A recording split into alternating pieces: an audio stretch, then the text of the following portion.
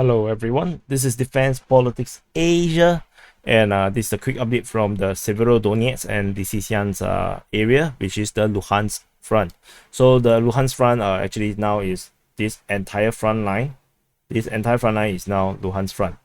There's no more other special fronts in this region here now. It's just Luhansk front. So yesterday, in the previous update yesterday, I mentioned that there are rumors of Vovchoyarivka being captured, but I was still looking for verification and confirmation from more sources, and finally I found it from the pro-Russian sources that the that the Russian forces have captured Vovchoyarivka. So according to the pro-Russian source Ryba, they said that the Allied forces have reached the outskirts of Lysychansk, and they are pursuing the retreating units of the Ukrainian armed forces.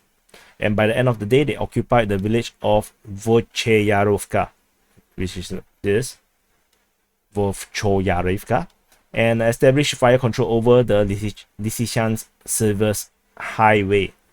And they reached the outskirts of Lysychansk from the west. So this is Lysychansk. From the west, maybe not sure if they are even here yet.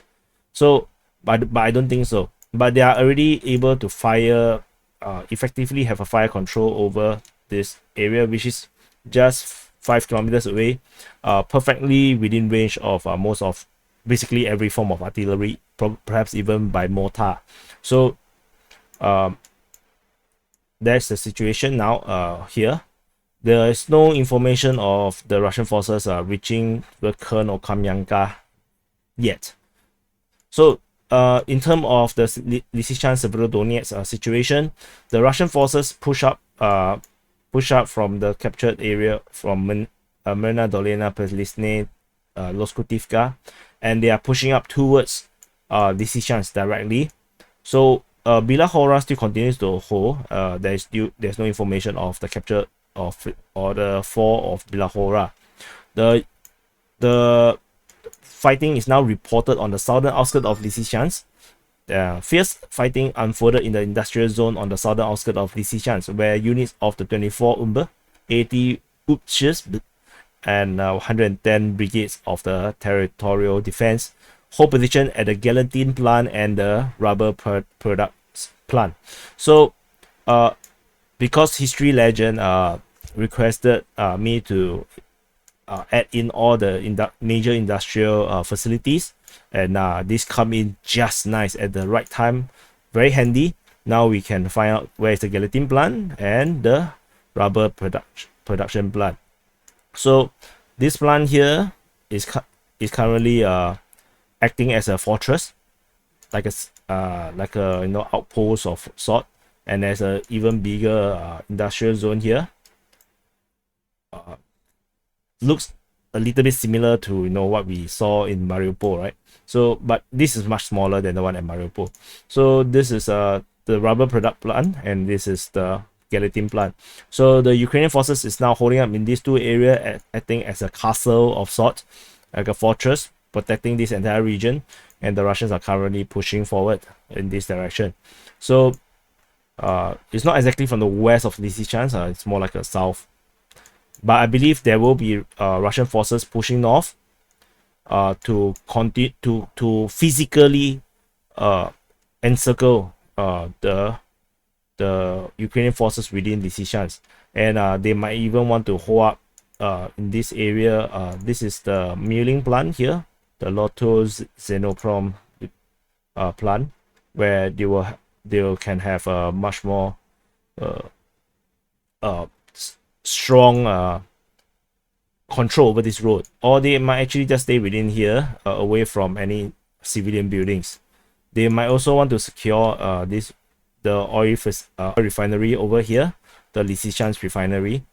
This is one of the target that they originally tried to hold, because if they go for this, then they don't really have to go up, because this is a junction here, and they can actually there is this railway track also they might want to use eventually, and they can cross over to Zolotarivka, and this will provide a strong position to go upwards to capture Bilohorivka, which they failed to capture when they were trying to cross over here, over the river here, so they can have their revenge and totally encircle Lysychansk and Severodonetsk.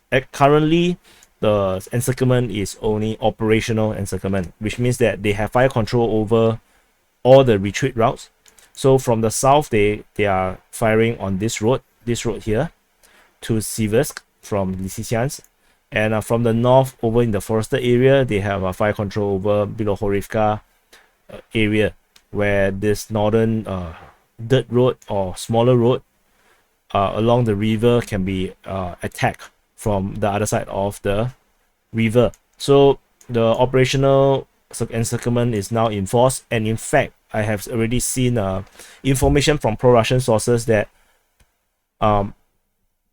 large columns or large forces of Ukrainian convoys tried to escape, but they were actually stopped by artillery, like Grad rockets. They are firing on the roads, preventing the retreat, or perhaps just making life more difficult.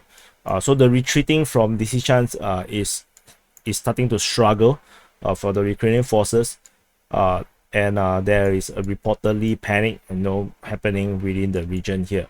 So in terms of the Severodonetsk region here, there is rumors or intel, depending on how you want to look at it, from pro-Russian sources that the Ukrainian forces have retreated.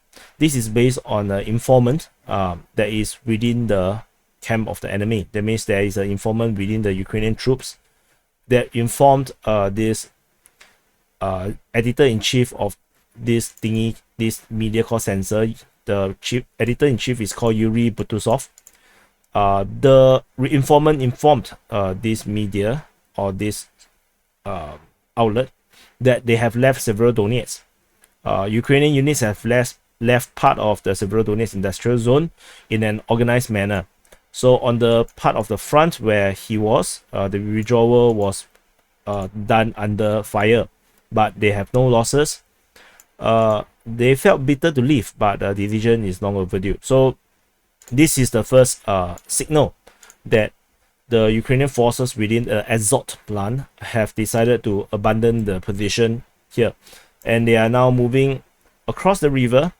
I'm not sure if they can cross here, because I'm also not sure if Russian forces is actually in this position here, despite previously they actually came over to the bridge over here at Pavlograd. Maybe they might not now, maybe more they might still cross here. Footages that come out from Severodonetsk of this river crossing comes around this sort of region where there's a lot of forest area. I didn't really see buildings or any houses, but no, of course I might be wrong, because forest can be quite thick, even if a forest line. So there is they are crossing using boats. So there is this crossing in small groups trying to cross over to Lysychansk. I saw rumors of Serotonin has been captured, reportedly by the Chechen leader Kadyrov, but I don't really trust him that much. He tends to get too excited, like he declared the capture of Severodonetsk and then end up the Ukrainians kept around in the Azot plant. That's kind of dumb. So this is the situation now, and Severodonetsk retreating, and I don't think the Ukrainian forces at Boryske were going to hold much longer. So if the information about Serotonin is correct, that means the forces around Lizna Dacha and Serotonin has also been trying to cross the river and retreat into Lysychansk. However, the window to retreat and escape this encirclement is closing. Currently, it's just an operational one. You still can escape if you're lucky and not get killed by rockets, missiles, or artillery. However, things are not looking good. So in regard to the industrial icons, you can see these are blue and these are gray. The gray ones are all the indicated ones. Blue ones are the ones that is now currently known to be occupied by Ukrainian forces. If it's occupied by Russian forces, it will be in the reddish color. So now these two plants are in blue. So this is I think is very useful. That's why the Azot plant one is also in blue. So anyway, this is the current situation in Luhansk front, and I'll see you in the next update.